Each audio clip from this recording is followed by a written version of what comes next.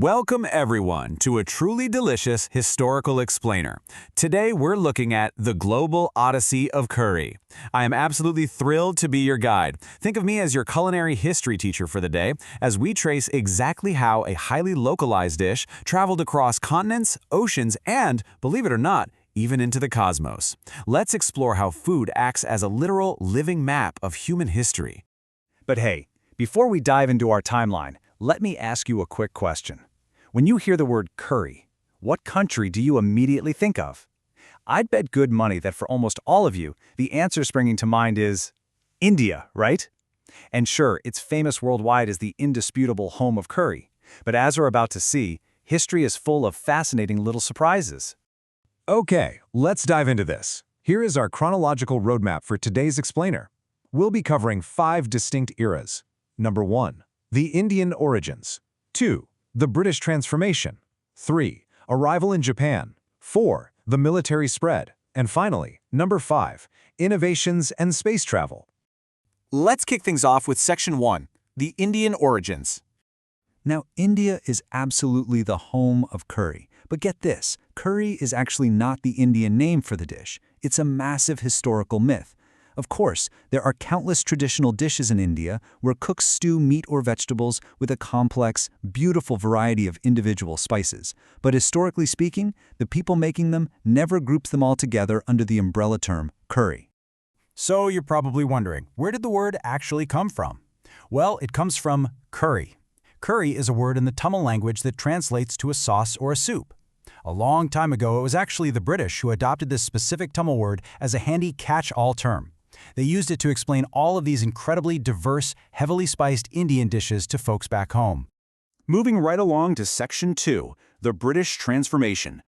As you likely remember from your world history classes, India was a British colony, and this era completely altered the trajectory of the dish.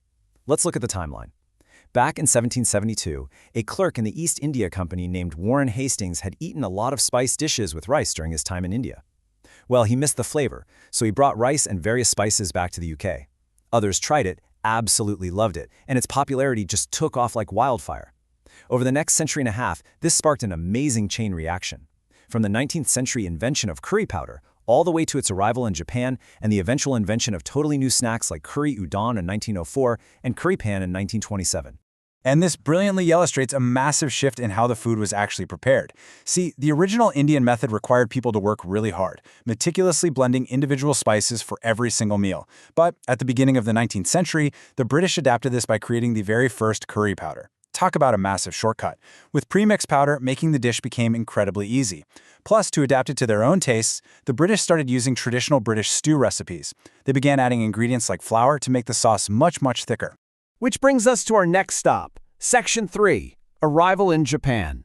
So this British-style flour-thickened curry eventually sailed across the sea, arriving in Japan early in the Meiji era. But listen to this, it wasn't the everyday comfort food that it is today. No way. Early Japanese curry was an incredibly expensive luxury dish imported straight from the West. Because the Japanese people were initially importing this premixed curry powder directly from foreign merchants, it was considered a super rare, highly prized commodity. Now, what's really interesting about this is just how much of an exorbitant luxury this was early in the Meiji era. Just think about the number 8. For the exact same price of just one single plate of curry and rice, a person could buy and eat 8 entire bowls of soba noodles. To put that into perspective, it was a major splurge. And because it was such an exotic new import, early cooks weren't quite sure what to do with it at first. Surprisingly, people even put long green onions and frog meat in it. It's a pretty funny reminder that before standardizing the recipe, early Japanese cooks were getting incredibly experimental with whatever local ingredients they just happened to have on hand. Next up is Section 4, the military spread. So, you might be asking, if curry was so incredibly expensive and, well, full of frog meat early on, how on earth did it become a national staple? Well, the Japanese military fully adopted it.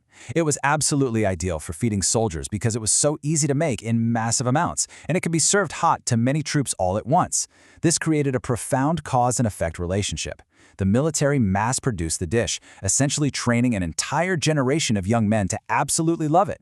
And when their military service ended and they returned home, they naturally took the curry recipe right back with them, spreading its popularity to every single corner of Japan.